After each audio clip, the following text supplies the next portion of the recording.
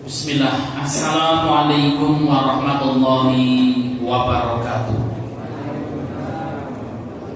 Innal hamdalillah nahmaduhu wa nasta'inuhu wa nastaghfiruh wa na'udzu billahi min sururi anfusina wa min sayyiati a'malina. May yahdihillahu fala mudilla lahu wa may yudlil fala hadiyalah. Nashhadu an la ilaha illallah wa nashhadu anna Muhammadan abduhu wa rasuluh la nabiyya wa rasulah ba'da. Faqad qala ta'ala fil Qur'anil Karim, ya ayyuhalladzina amanu taqullaha haqqa tuqatih wa la tamutunna illa wa antum muslimun. Wa qala nabiyyuna Muhammad sallallahu alaihi wasallam fil hadits asy-syarif, may yuridillahu bihi khairan yufaqihu fid-din wa man salaka tariqan yaltamisu fihi ilman sahalallahu bihi tariqan ilal jannah. Bapak Ibu jamaah pengajian yang dimuliakan Allah Subhanahu wa taala, puji syukur senantiasa kita haturkan atas kehadirat Allah yang telah memberikan kepada kita banyak sekali nikmat dan hidayahnya, baik itu nikmat iman, Islam, dan juga nikmat kesehatan. Sehingga pada kesempatan malam hari ini Allah mudahkan kita untuk hadir di majelis taklim ini. Salawat dan salam semoga senantiasa tercurahkan kepada junjungan Nabi besar kita Muhammad sallallahu alaihi wasallam beserta keluarganya, para sahabatnya, para tabi'in, tabi'ut tabi'in, dan seluruh pengikutnya yang senantiasa mengikuti jejak dan risalah beliau sampai yaumul qiyamah. Untuk mendapatkan keberkahan dari Allah, mari kita buka majelis kita dengan membaca basmalah. Bismillahirrahmanirrahim. Bapak Ibu yang dimuliakan Allah Subhanahu wa taala, kita akan melanjutkan kajian kita di pertemuan yang lalu. Kemarin kita membahas tentang bahaya ghibah. Kita belum menyelesaikan materi ini. Insyaallah malam hari ini kita selesaikan materi ini, dan di pertemuan yang akan datang kita memulai membahas tentang fikih kurban insyaallah. Bapak Ibu yang dimuliakan Allah Subhanahu wa taala, ghibah sebagaimana yang telah kita bahas adalah membicarakan aib yang ada pada diri saudara kita. Ghibah adalah membicarakan kekurangan, membicarakan aib yang ada pada diri saudara kita. Ketika kita membicarakan saudara kita dan saudara kita itu tidak senang, ya kalau mendengar apa yang kita bicarakan, inilah yang dimaksud dengan ghibah. Maka para sahabat pun berkata, afarra'aita in kana fi akhi ma aqul ya Rasul. Bagaimana kalau yang kami bicarakan itu memang benar ada pada diri saudara kita ya Rasul? Kemudian Rasul mengatakan, in kana fihi ma taqulu faqad ikhtabtahu. Apabila yang kau bicarakan itu kok ada pada diri saudaramu, ini disebut dengan ghibah. Wa illam yakun fihi faqad bahattahu. Namun kalau yang kau bicarakan itu ternyata tidak ada pada diri saudaramu itu, inilah yang disebut dengan fitnah. Hadis riwayat Muslim. Bapak Ibu yang dimuliakan Allah Subhanahu wa taala, bahaya ghibah yang pertama seperti memakan bangkai saudara kita sendiri. Yang kedua akan mendapatkan siksa kubur. Yang ketiga, ghibah akan menghancurkan amal kebaikan. Bahkan akan menjadi orang yang bangkrut pada hari kiamat. Na'udzubillah ini balik. Hal ini sebagaimana hadis sahih yang diriwayatkan oleh Imam Bukhari, ya, Rasul sallallahu alaihi wasallam suatu hari berkata kepada para sahabat-sahabatnya, wahai sahabat-sahabatku, atadruna mal muflis, tahukah kalian siapa orang yang bangkrut itu, kata Nabi. Maka kemudian para sahabat mengatakan, al muflisu fina man la dirham lahu wa la mata'. ya Rasul, orang yang bangkrut di antara kami itu adalah orang yang tidak punya duit dan tidak punya harta benda. Maka Nabi SAW mengatakan, innal muflisa min ummati, hakikat orang yang bangkrut di antara umatku, kata Kanjeng Nabi, ya'ti yaumal qiyamah bisolatin wasyamin wazakatin, mereka adalah umatku yang datang pada hari kiamat dengan membawa pahala sholat, dengan membawa pahala zakat, dengan membawa pahala puasa, pahala haji, pahala umroh, pahalanya banyak.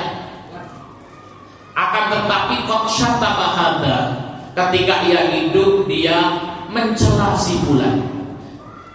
Ketika dia hidup qadaba hadza, dia menuduh si fulan, dia menghibah si fulan, dia memakan harta si fulan, dia memukul si fulan. Fayuqta hadza min hasanatihi wa hadza min hasanatihi, fa in faniyat hasanatuhu qabla ayyuqdam alaihi ukhidha min khatayahum. Sehingga kemudian apa? Orang yang dulu ketika ia hidup di dunia itu dihibai, datang kepadanya menuntut pada hari kiamat. Sehingga kemudian kebaikan orang tersebut diambil, ya, diberikan kepada orang yang dihibai ini, sampai kemudian apa?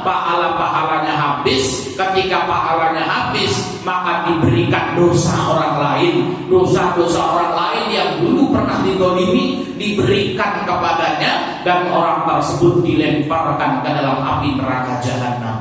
Naudzubillah min dzalik. Bapak Ibu yang dimuliakan Allah Subhanahu wa taala, begitu dahsyatnya ya dosa ghibah ini, sehingga kemudian apa? Jangan sampai kemudian kita menghibah saudara kita rajin sholat, rajin puasa, namun gara-gara kita ngomongin yang tetangga kita ngomongin saudara kita, sehingga kemudian apa? Pahala kita ditransfer kepada mereka. Suatu hari ada seseorang yang datang kepada Imam Syafi'i rahimahullah. Orang tersebut mengatakan, wahai Imam, sesungguhnya ada si fulan yang telah membicarakan buruk tentang dirimu. Apa yang dikatakan oleh Imam Syafi'i? Alhamdulillahirabbil alamin. Aku bersyukur kepada Allah Subhanahu wa taala kalau ada saudaraku yang membicarakan keburukan tentang diriku, namun kok masih di belakang diriku, berarti orang tersebut masih menghormatiku, kata Imam Syafi'i. Jadi kalau ada orang yang membicarakan kita namun di belakang kita, Pak, oh berarti apa? Orang tersebut masih menghormati diri kita. Kemudian yang kedua, Imam Syafi'i pulang mengambil beberapa duit, kemudian diantar kepada orang tersebut. Wahai si fulan, saya mendengar dari saudaramu kalau engkau membicarakan buruk tentang diriku. Apakah betul? Iya wahai Imam, saya mohon maaf. Maka kemudian tidak perlu minta maaf.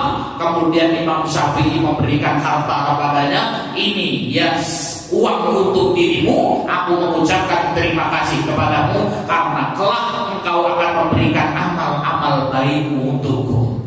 Jadi Bapak Ibu yang dimuliakan Allah Subhanahu wa taala, ini bedanya kita dengan Imam Syafi'i. Mas Bukhari, kamu itu dibilangin jelek loh sama Pak Haji Soleh itu. Mana ini Pak Haji Soleh ini? Benar itu Pak Haji, ya. Dilabrak kalau bahasa kita. Ya. Namun kalau Imam Syafi'i, wahai Imam, ada seseorang yang membicarakan buruk tentang dirimu, maka kemudian apa? Imam Syafi'i mengatakan apa? Alhamdulillah, ya, bahwasanya orang tersebut itu akan mengirim pahala untuk kita pada hari kiamat. Jadi semakin banyak orang itu digibahin, Pak, itu bersyukur atau sedih, Pak, kira-kira, Pak? Alhamdulillah. Ya, jadi kalau besok ya ibu-ibu kemudian apa? Ya kok jadi bahan gunjingan orang kan gitu ya. Maka ucapkan alhamdulillah. Berarti kenapa? Orang yang ngomongin kita akan memberikan pahalanya pada hari kiamat untuk kita. Ya, jangan malah ngamuk gitu. Buat dilabrak gitu. Ini kurang ajar ini kan gitu ya. Sehingga kemudian marah-marah. Baik Bapak Ibu yang dimuliakan Allah Subhanahu wa taala. Oleh karena itu Imam Al-Ghazali mengatakan ghibah adalah suatu penyakit besar dalam kehidupan umat Islam, karena ia mengikis pahala sebagaimana api membakar kayu bakar. Naudzubillah min dzalik. Ya, maka hati-hati sekali Bapak Ibu yang dimuliakan Allah. Jangan sampai kemudian kita tertipu dengan hal ini, terjerumus dalam hal ini. Imam Nawawi mengatakan ulama sepakat bahwa ghibah adalah dosa besar. Wajib bagi pelakunya untuk bertobat kepada Allah Subhanahu wa taala. Bapak Ibu yang dimuliakan Allah Subhanahu wa taala, pada kesempatan malam hari ini kita akan bahas jenis-jenis ghibah menurut Imam Al-Ghazali. Ya. Jadi ternyata Bapak Ibu yang dimuliakan Allah, ghibah itu ada 4 macam. Apa saja macam-macam ghibah ini agar kita tidak terjerumus ke dalamnya? Yang pertama adalah ghibah dengan ucapan, Bapak Ibu. Yaitu kita mengucapkan, ini yang sering terjadi, ghibah dengan ucapan. Seperti kita mengucapkan di hati orang tuh, rambutnya itu loh abul-abulan gitu. Ya. Rambut kok itu gitu ya. Orang tahu sisiran gitu. Maka kemudian apa? Ya, contoh kalau kemudian kita membicarakan ini, ya, bahdul kan itu, rata jumlatan. Kira-kira orang kalau denger ini, Pak, itu sakit hati atau tidak?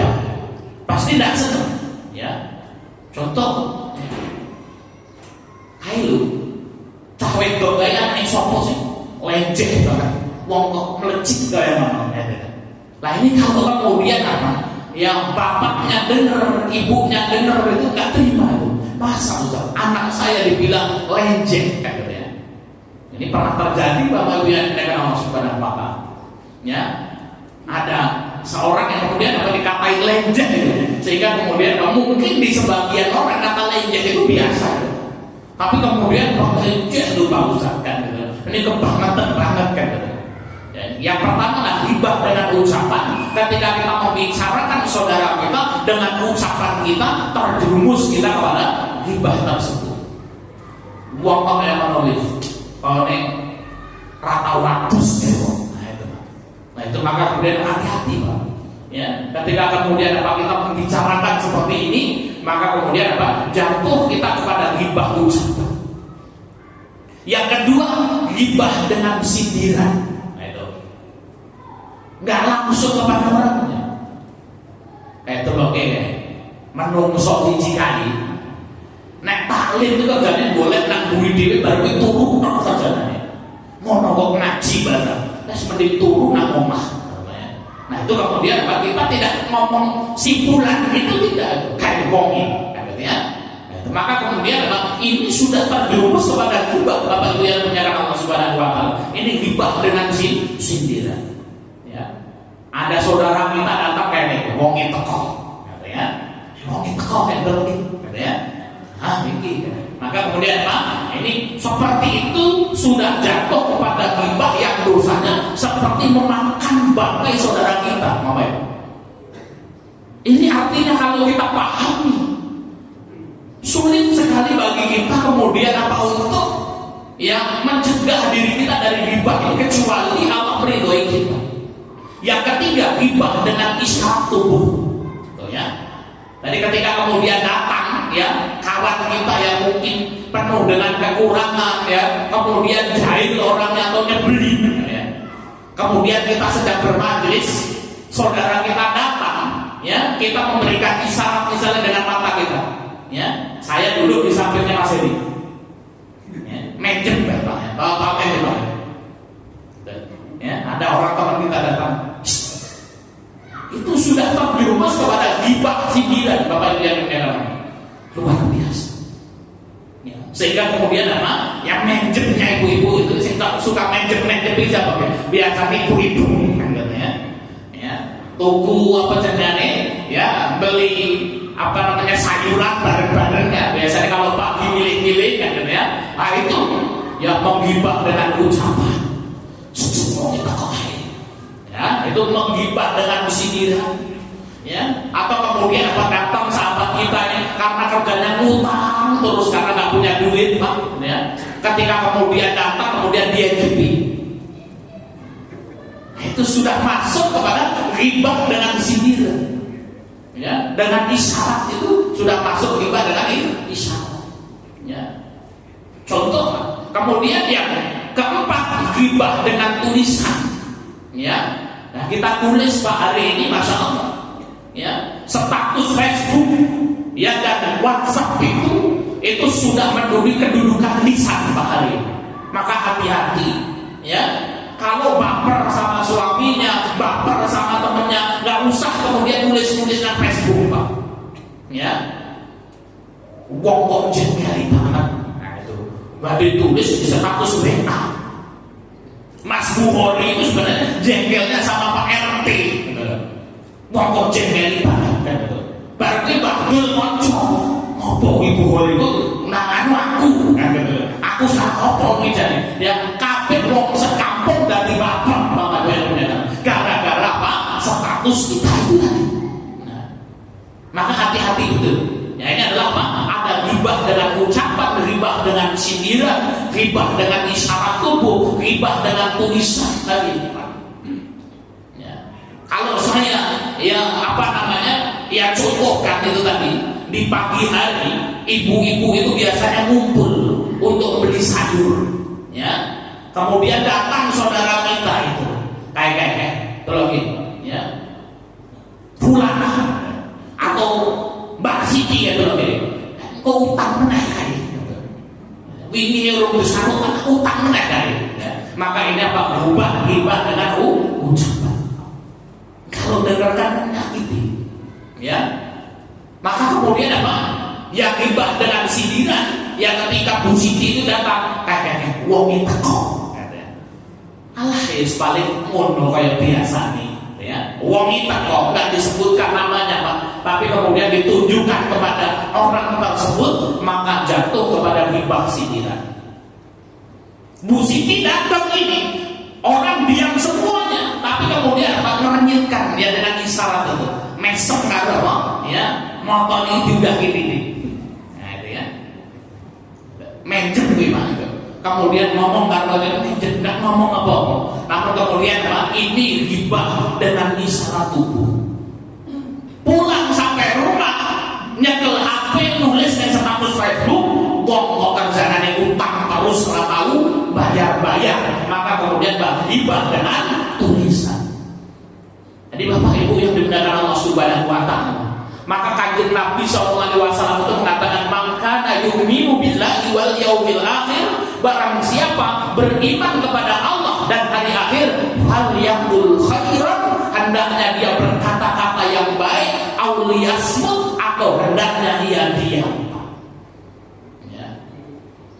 Ternyata diam itu Bapak Ibu yang dimuliakan Allah membawa keselamatan. Ya. Namun hidup ini kadang-kadang repot. Ada orang misalnya Pak Ustaz, aku nekon nongkrong bareng tetangga moh, ujung-ujungnya aku berumpi. Ketika kemudian orang menutup dirinya, neng omah wae dia diomong-omong. Kayak uang yang orang tahu sopo nang toko ini nyungkru kayak nang omah, orang tahu sosialisasi babar belas. Ya, padahal kemudian apa? Dia supaya kemudian tak mau. Kalau keluar dari ujung-ujungnya ngomongin uang, kemudian dia di rumah bahasa betul ngurumpi bareng-bareng, dia diomong-omong meneh. Ini kerjaan itu ngomong kuih ini sekarang ini kerjaan itu ngurumpi baik kerjaan ini. Ya orang Yusuf Suryawan Bemi, gue kerjaan ini ngomongin bong aja.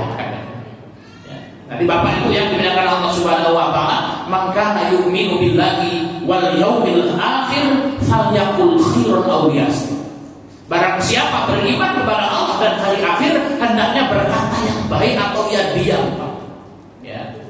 Jadi apa? Diam ini emas kalau kata orang, ya. Karena kemudian menyelamatkan diri kita. Ya, maka beruntung ibu-ibu itu. Ya, kalau punya ya suami yang menenai kan.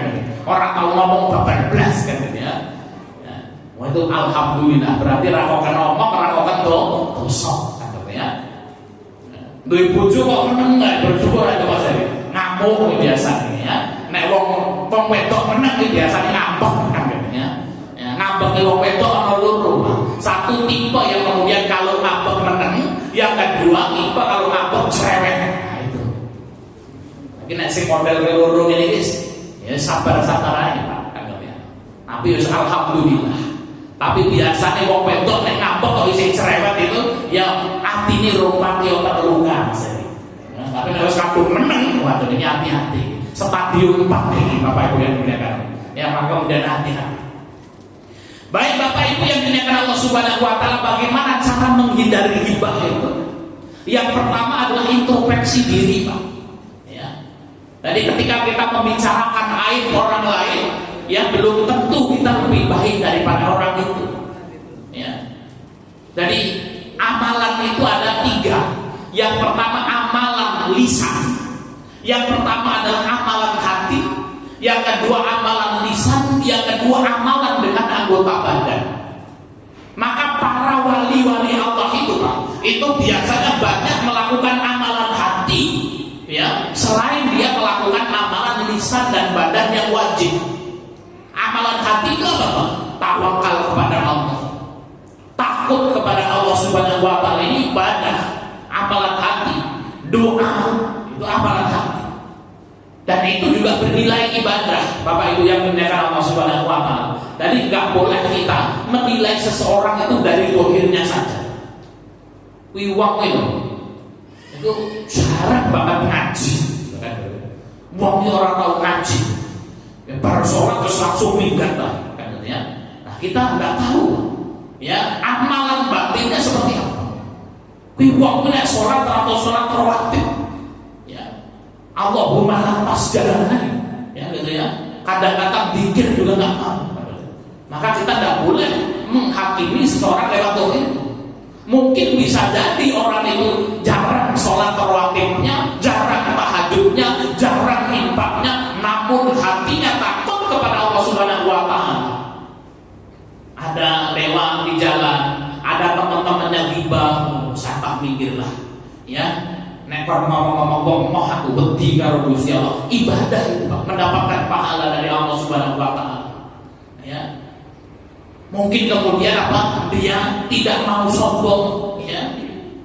Pokoknya sudah tampang ini wis rapopo. Ya, sing penting salat sing wajib dilakoni, kemudian dia takut kepada Allah Subhanahu wa taala, menjaga diri dari kemaksiatan walaupun terkadang ibadahnya jarang Bapak Ibu yang dimuliakan. Takut memakan yang haram, takut melakukan perbuatan dosa, hatinya senantiasa tunduk kepada Allah Subhanahu wa taala. Oh bisa jadi ini walinya Allah Subhanahu wa taala. Terkadang walinya Allah itu tidak kelihatan Pak. Ya. Dan bisa jadi di antara Bapak Ibu di sini, ya, ada wali-walinya Allah Subhanahu wa taala. Orang yang beriman itu semuanya walinya Allah.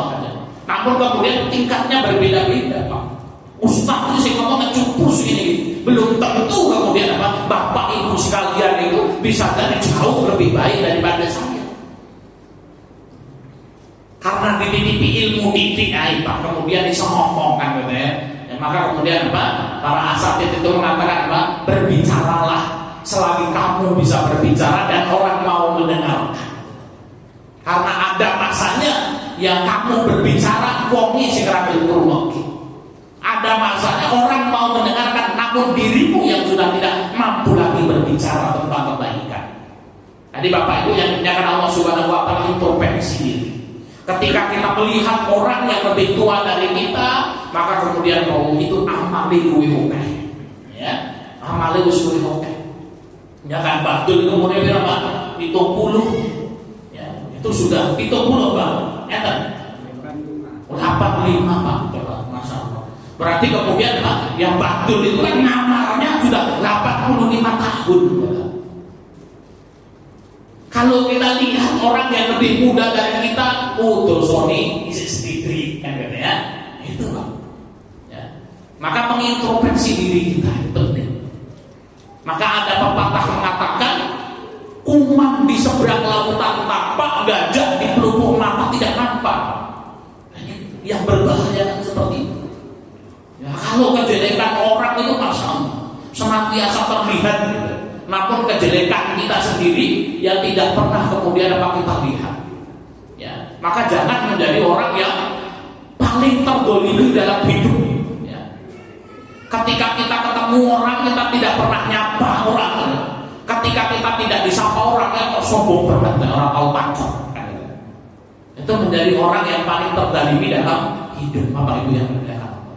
Maka senantiasa mengintrospeksi diri kita, ya kalau kita itu banyak kesalahan, ya memohon ampun kepada Allah Subhanahu Wa Taala.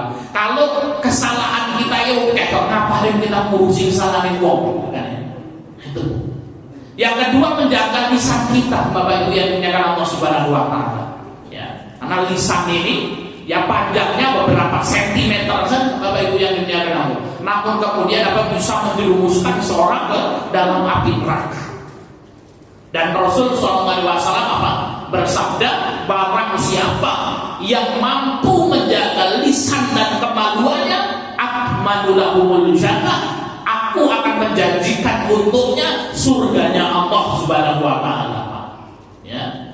Jadi kemudian barang siapa bisa menjaga lisannya, mulutnya bisa dijaga, kemaluannya bisa dijaga, maka Allah menjanjikan untuknya surganya Allah Subhanahu Wa Taala.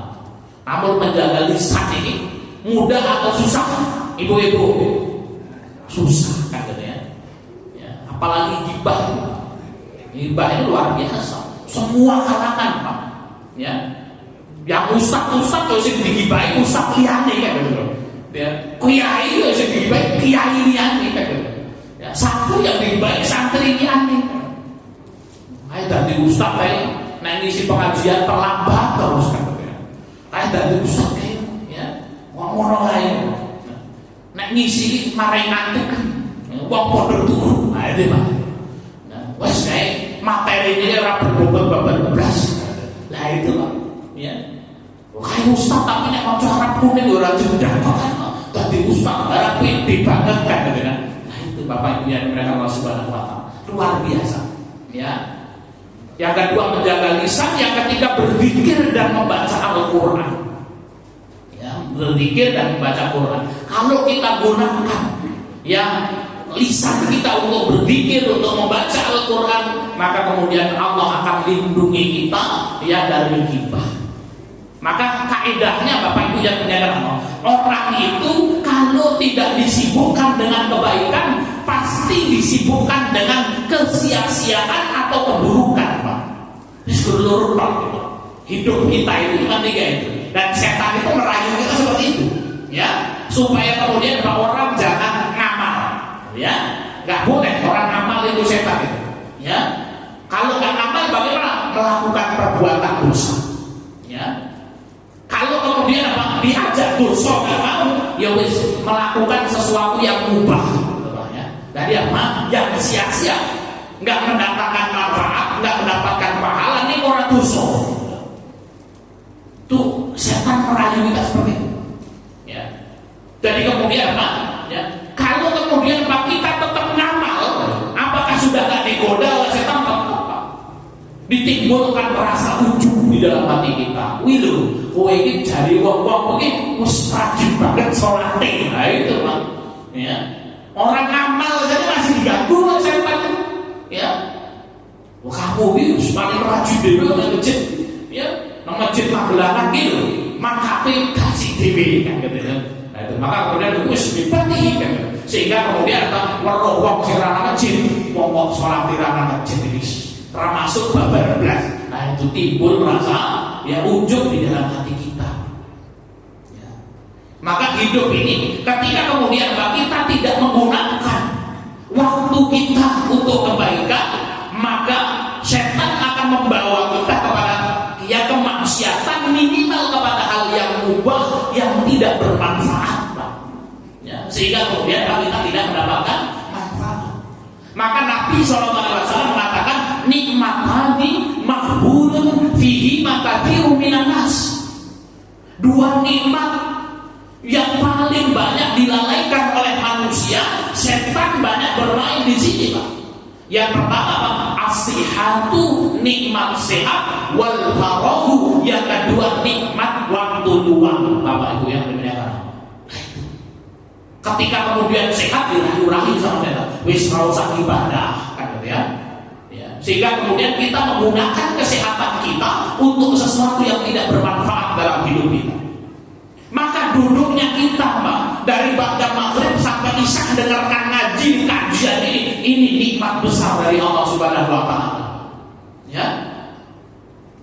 semuanya. Allah berikan nikmat agama, maka nikmat agama senang ngaji itu merupakan nikmat, Pak. Ya, nikmat cinta dengan ilmu, senang meruangkan pengajian itu nikmat besar, Pak. Allah Subhanahu wa Ta'ala memberikan harta kepada siapa saja. Bodoh ning Gusti Allah diwenehi sapa wae. Baik orang yang beriman kepada Allah maupun sing orang iman karo Gusti Allah, bodoh diwenehi Gusti Allah.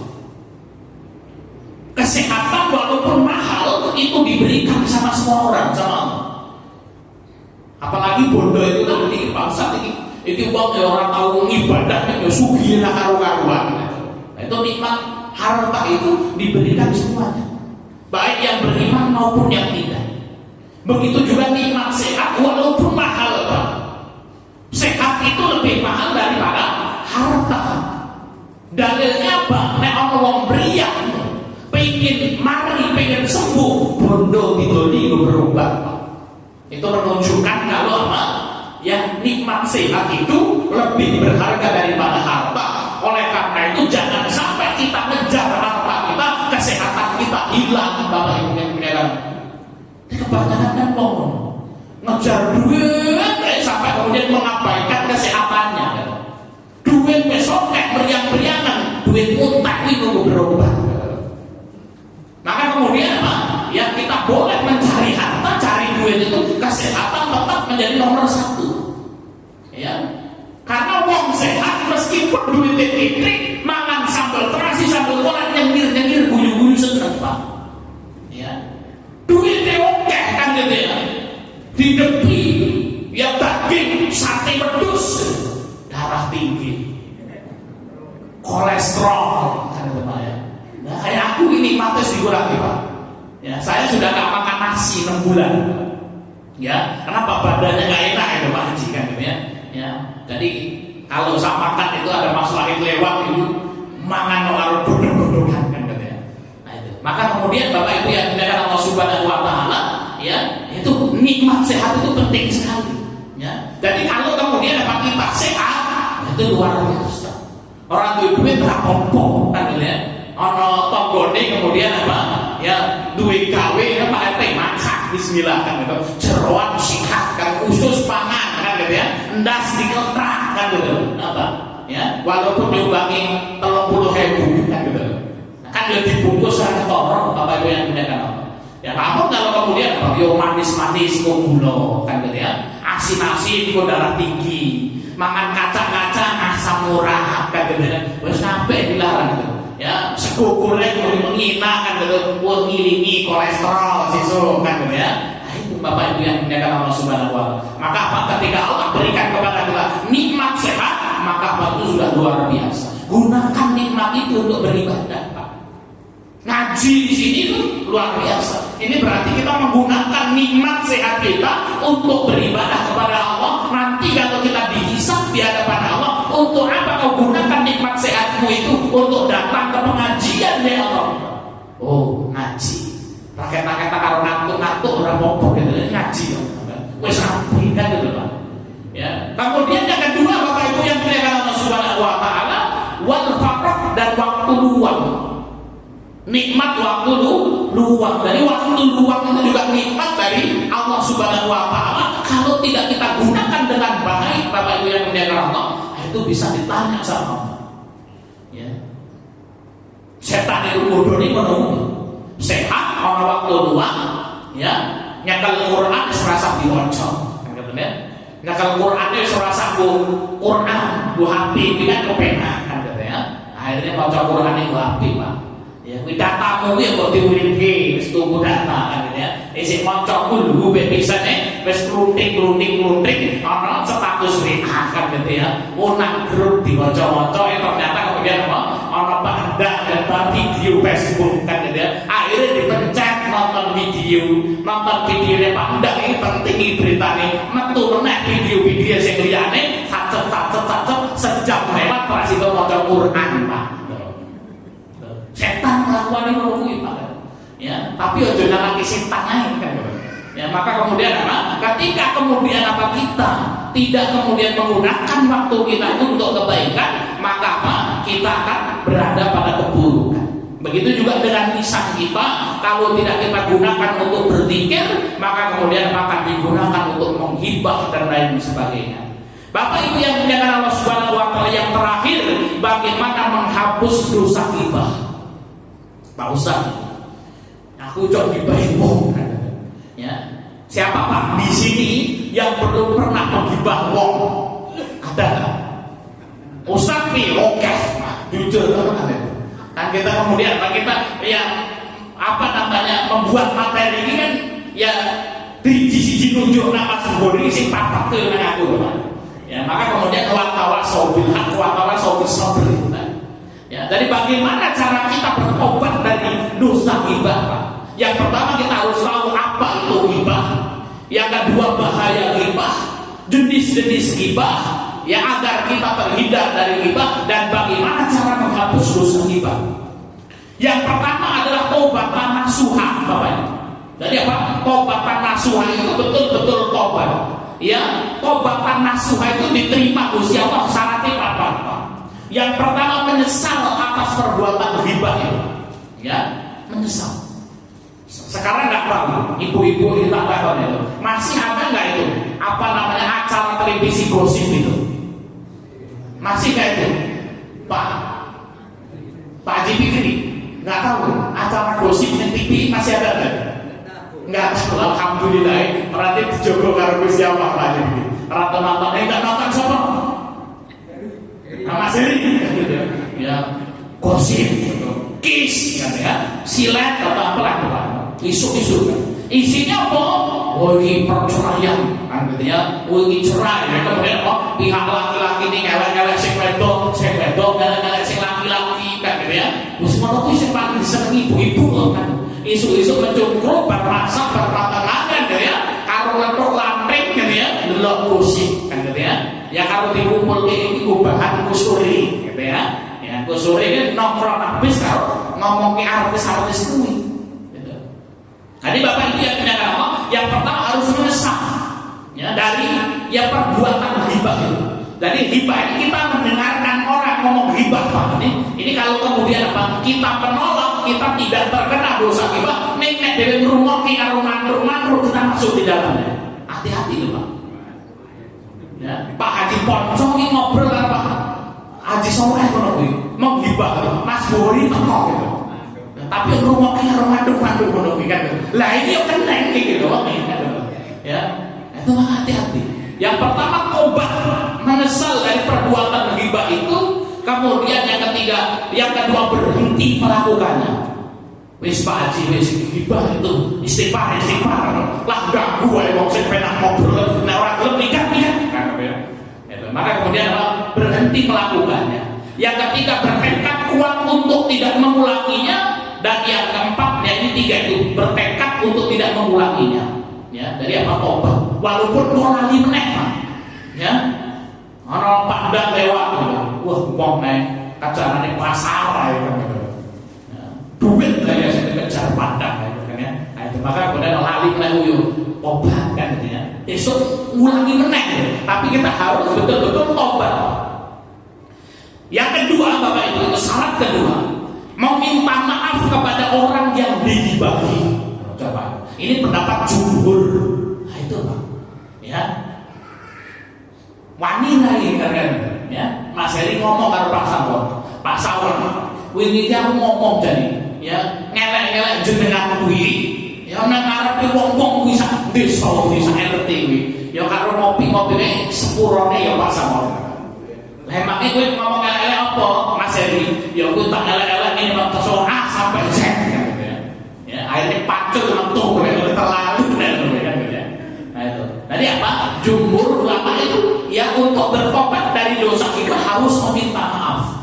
Namun Imam Al-Ghazali dan Ibnu Taimiyah mengatakan ya dilihat kalau kemudian meminta maaf itu justru malah memperburuk masalah. Maka kemudian apa yang harus dia lakukan? Yang harus dia lakukan adalah dia harus membicarakan kebaikan-kebaikan orang yang digibahi. Ya, Mas Heri gibah Pak Sawon ini, kok nek Pak Sawon ini kayaknya serah terima Pak Sawon ini. Ya, celurit metu kan gitu ya. Sehingga kemudian apa? Ngumpul meneh ngomong. Pak Sakote wong apik temenan lho. Adol nasi uduk iki enak nasi uduk ya kan. Nah, Mas Buwari ngomong lho, kok wingi elek saya ngapi-api, wingi tobat aku kan gitu. Nah, itu maka kemudian apa? Dia ya mengucapkan hal-hal yang baik kepada orang yang kita gibahi, Pak. Nah, itu ya. Maka pasti milih sing pendapat Imam Ghazali ya, gitu ya. Ya, coba Pak, kalau kita kemudian mengambil pendapat jumhur itu, ya berapa orang yang harus kemudian kita dapat? Dan mungkin kita menjadi orang yang dibenci wong sekampung, Pak. Kenapa? Wong satu kampung pernah kita gibahi semua. Nah itu. Maka kemudian apa? Kita bertobat kepada Allah, kemudian apa? Ya kita membicarakan kebaikan orang tersebut. Yang ketiga, Bapak Ibu yang dimuliakan Allah, memperbanyak amal penghapus dosa. Seperti sholat, puasa, sedekah dan lain sebagainya. Ya, jadi apa amal-amal soleh kita, Bapak Ibu, itu dapat menghapus keburukan-keburukan kita. Maka Kanjeng Nabi SAW mengatakan, wa'ad bi sayyi'ata hasanatan tambuha. Ya, di antara cara tobat dari perbuatan-perbuatan buruk kita adalah kita mengerjakan perbuatan-perbuatan baik. Niscaya perbuatan baikmu itu akan menghapus kesalahan-kesalahanmu yang telah lalu. Biar saya ngomong ke Pak Ustaz, istirahat kita uripi, hancur Pak Ustaz, gitu ya.